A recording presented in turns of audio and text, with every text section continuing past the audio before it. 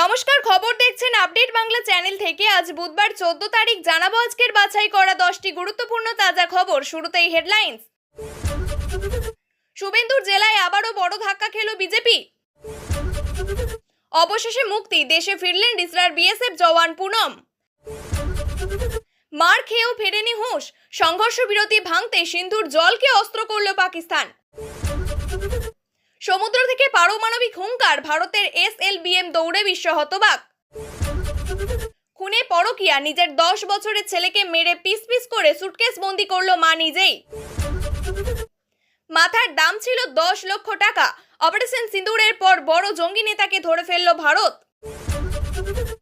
Colonel Sophia কুরেশিকে নিয়ে বিতর্কিত মন্তব্য করে তোপের মুখে মধ্যপ্রদেশের মন্ত্রী। বুলডোজার দিয়ে গুঁড়িয়ে দেওয়া হলো বাড়ি, ফিরোজপুরে উচ্ছেদ অভিযানে পুলিশ। এবার আসছে বিস্তারিত খবরে। মেদিনীপুর জেলায় ফের ধাক্কা বিজেপিতে। কয়েকদিন আগে হলদিয়ার বিধায়ক তাপসী মণ্ডল তৃণমূলে যোগদান করেছিলেন। এবার প্রায় 25 জন বিজেপি কর্মী যোগ দিলেন ঘাসফুল শিবিরে। জানা গিয়েছে, মঙ্গলবার পূর্ব মেদিনীপুর জেলার তমলুক ব্লকের শ্রীরামপুর 2 নম্বর গ্রাম পঞ্চায়েতের বিজেপি সদস্য শম্ভুনাথ পাত্র সহ 25 জন বিজেপি নেতৃত্ব এবং কর্মীরা যোগদান করেন। তমলুকের বিধায়ক অফিসে গিয়ে তারা বিধায়ক সৌমেন কুমার মহাপাত্র, নন্দকুমার বিধায়ক সুকুমার দে, তমলুক ব্লকের তৃণমূলের নেতৃত্বদের উপস্থিতিতে ঘাসফুলের পতাকা হাতে তুলে নেন। দলবদলু বিজেপির পঞ্চায়েতের সদস্য শম্ভুনাথ পাত্র বলেন, বিজেপির প্রধানের লাগাম ছাড়া দুর্নীতির বিরুদ্ধে সোচ্চার হয়েছিলাম। শুভেন্দু অধিকারের একনায়কতন্ত্র হিন্দুত্ববাদী মেনে নিতে পারিনি। আমাদের দেশে সর্বধর্ম নিয়ে থাকতে ভালোবাসি, তাই আজ আমরা বিজেপির সঙ্গ ত্যাগ করলাম। যদিও বিজেপির তমলুক সাংগঠনিক জেলা সহ সভাপতি আশিস কুমার মণ্ডল বলেছেন, বিজেপির ওই পঞ্চায়েত সদস্য অনেকবার দল পরিবর্তন করেছে। উনি একজন ধান্দাবাজ, তাই যে কোনো মুহূর্তে দল পরিবর্তন করতে পারে আমরা জানতাম। এইসব বদ রক্ত যত দল থেকে বেরিয়ে যাবে ততই দলের শ্রীবৃদ্ধি হবে। আগামী 26 সালে বিধানসভা নির্বাচনে বিজেপি জয়লাভ করবে এবং তমলুক ব্লকের শ্রীরামপুর 2 গ্রাম পঞ্চায়েত থেকেই বিজেপি লিড দেবে। অবশেষে দেশে ফিরলেন বিএসএফ জওয়ান পুনম কুমার সাউ। আটারি ওয়াঘা সীমান্ত দিয়ে ভারতে ফিরলেন রিসরার বিএসএফ জওয়ান। গত 23শে এপ্রিল পেহেলগামে জঙ্গি হানার পরের দিনেই পাঞ্জাবের পাঠানকোটে কর্মরত অবস্থায় ভুল করে পাকিস্তানের সীমায় ঢুকে পড়েন পুনম। তিনি গাছের তলায় বিশ্রাম নিচ্ছিলেন, তখনই পাক রেঞ্জার্স তাকে আটক করে। সীমান্তে এমন ঘটলে সাধারণত দুই দেশের আলোচনা করে ফিরিয়ে দেয়, কিন্তু এক্ষেত্রে পুনমকে দীর্ঘদিন আটকে রাখা হয়। এর মধ্যে ভারত পাকিস্তানের মধ্যে সংঘাতের আবহ তৈরি হয়, ততই বাড়তে থাকে উত্তেজনা। বিএসএফ এর তরফে সোশ্যাল মিডিয়া পোস্ট করে জানানো হয়েছে, বুধবার সকাল 10:30 আটারি ওয়াঘা সীমান্তে বিএসএফ কনস্টেবল পুনম কুমার সাউকে পাকিস্তান থেকে ফিরিয়ে নিয়েছে। কনস্টেবল পুনম কুমার সাউ গত 23শে এপ্রিল ফিরোজপুর সেক্টরে অপারেশনাল ডিউটির সময় অসাবধানবশত পাকিস্তানের ভূখণ্ডে প্রবেশ করেন। তখন পাক রেঞ্জার্স তাকে আটক করে।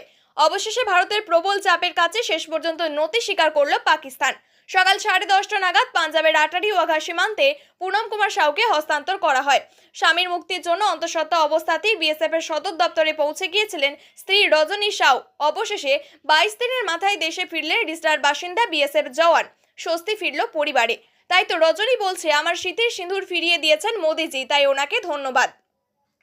অপারেশন সিঁদুরে নাক কাটা গেলেও শোধরানোর নাম নেই পাকিস্তানের। 4 দিনের লড়াইয়ের পর দুই দেশের মধ্যে সংঘর্ষ বিরতি সম্পন্ন হলেও তা ভাঙতে ফের তৎপর শাহবাজ সরকার। সম্প্রতি একটি আন্তর্জাতিক সংবাদ মাধ্যমকে দেওয়া সাক্ষাৎকারে পাকিস্তানের বিদেশমন্ত্রী জানালেন, সিন্ধু জল চুক্তি নিয়ে যদি সঠিক পদক্ষেপ না হয় সেক্ষেত্রে এই ঘটনাকে যুদ্ধ হিসাবে দেখা হবে। অপারেশন সিঁদুরের পর ভারত পাকিস্তানের মধ্যে সংঘর্ষ বিরতি হলেও সিন্ধুর জল নিয়ে অনড় অবস্থান ভারতের। জানিয়ে দেওয়া হয়েছে, সিন্ধুর এক ফোঁটা জলও পাকিস্তানকে দেওয়া হবে না। সোমবার রাত্রে জাতির উদ্দেশ্যে দেওয়া ভাষণে প্রধানমন্ত্রী নরেন্দ্র মোদীও স্পষ্টভাবে পাকিস্তানকে সেই বার্তা দিয়েছেন। কড়া সুরে মোদী বলেন, রক্ত এবং জল একসঙ্গে বইতে পারে না। পেহেলগাঁও হামলার পরেই স্থগিত হয়েছে সিন্ধু জল চুক্তি। এই ডামাডোলের মাঝেই সংবাদ মাধ্যমকে দেওয়া সাক্ষাৎকারে পাক মন্ত্রী ইশকদার বলেন, যদি ভারত সিন্ধু জল চুক্তি নিয়ে সদর্থক পদক্ষেপ না করে তাহলে তা যুদ্ধ বা পাকিস্তানের বিরুদ্ধে শত্রুতামূলক পদক্ষেপ হিসেবে বিবেচনা করবে পাকিস্তান। এই ধরনের পরিকল্পনা সংঘর্ষ বিরতির উপর হামলা হিসেবে দেখবে পাকিস্তান। ভারত এবং পাকিস্তানের মধ্যে হতে চলা আগামী বৈঠক সিন্ধু জল চুক্তির ওপরই হওয়া উচিত বলে জানান পাক মন্ত্রী। বিশ্বের পারমাণবিক অস্ত্রের দৌড়ে এখন সমুদ্রের গভীর থেকে আঘাত আনার ক্ষমতা কৌশলগত শক্তির নতুন মাপকাঠি হয়ে উঠেছে সাবমেরিন লঞ্চ ব্যালিস্টিক মিসাইল। এক্ষেত্রে সবচেয়ে বড় মারাত্মক অস্ত্র। আমেরিকা, রাশিয়া, ফ্রান্স, ব্রিটেন এবং চীনের পর এখন ভারতও এই অত্যাধুনিক প্রযুক্তির দৌড়ে শক্তিশালী অবস্থান নিয়েছে। ভারতের K-15 এবং K-4 SLBM, যা INS আরিহান্তের মতো পারমাণবিক সাবমেরিন থেকে উৎক্ষেপিত হয়, দেশটিকে নিউক্লিয়ার ট্রায়াড অর্থাৎ স্থল, আকাশ, সমুদ্র সম্পন্ন করার ক্ষমতা দিয়েছে। এই মিসাইলগুলির গোপনীয় উৎক্ষেপণ ক্ষমতা শত্রুদের জন্য শনাক্তকরণ প্রায় অসম্ভব করে তোলে, যা ভারতের কৌশলগত প্রতিরোধ ক্ষমতাকে শক্তিশালী করে। আমেরিকার ট্রেডিডেন্ট 2 D5 মিসাইল 12,000 কিলোমিটার পর্যন্ত আঘাত আনতে পারে। রাশিয়ার বুলাভা এবং চীনের JL-2 মিসাইলও অত্যন্ত উন্নত।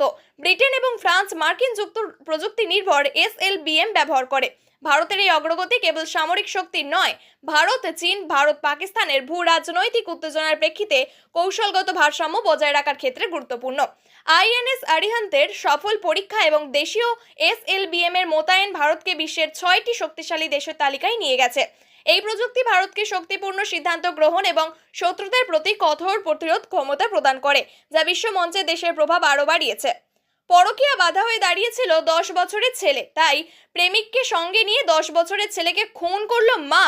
শুধু খুন করাই নয়, পিস পিস করে কেটে সুটকেসে ভরলো। ভয়ঙ্কর হাড় হিম করে দেওয়া এই ঘটনাটি ঘটেছে গুয়াহাটিতে। গুয়াহাটির বন বিভাগের অফিসের কাছে একটি নির্জন রাস্তায় একটি সুটকেসের ভিতর থেকে উদ্ধার হয় 10 বছরের এক শিশুর টুকরো টুকরো করা দেহ। এই ঘটনায় এলাকায় তীব্র চাঞ্চল্য ছড়িয়ে পড়ে। খুনের তদন্তে নেমে পুলিশ ওই শিশুর মা দীপালি রাজবংশী এবং প্রেমিক জিতুমণি হলইকে গ্রেপ্তার করে। জানা গিয়েছে নিহত শিশুর নাম মৃন্ময় বর্মন। জানা গিয়েছে নিজের পরকীয়ার পথের কাঁটা সরাতে প্রেমিক জিতুমণি হলইয়ের সঙ্গে মিলে মা দীপালি নিজের 10 বছরের ছেলেকে খুন করে। তারপর দেহ টুকরো টুকরো করে সুটকেসে ভরে ফেলে দেয় নির্জন রাস্তার ধারে। এরপর নিজের কুকর্ম ঢাকতে তদন্তের মোড় ঘোরানোয় থানায় ছেলের নামে নিখোঁজ ডায়েরি করে, কিন্তু পুলিশের জেরায় মা দীপালির বক্তব্যে একাধিক অসঙ্গতি ধরা পড়ে। এরপর মা দীপালি এবং তার প্রেমিক দুজনকে আটক করে পুলিশ। আটকের পর জিজ্ঞাসাবাদের সময় চাপের মুখে ভেঙে পড়ল যুগল। খুনের কথা স্বীকার করে তারা। পুলিশ সূত্রের খবর, অত্যন্ত সুপরিকল্পিতভাবে ছক কষেই এই হত্যাকাণ্ড ঘটানো হয়। তদন্তে নেমে পুলিশ দুজনকে গ্রেপ্তার করেছে। উদ্ধার হয়েছে নিহত শিশুর স্কুল ব্যাগ ও মৃতদেহ ময়না তদন্তের জন্য পাঠানো হয়েছে। অপারেশন সিন্দুরের মাধ্যমে শতাধিক জঙ্গি খতম করেছে ভারতীয় সেনা অর্থাৎ ইন্ডিয়ান আর্মি।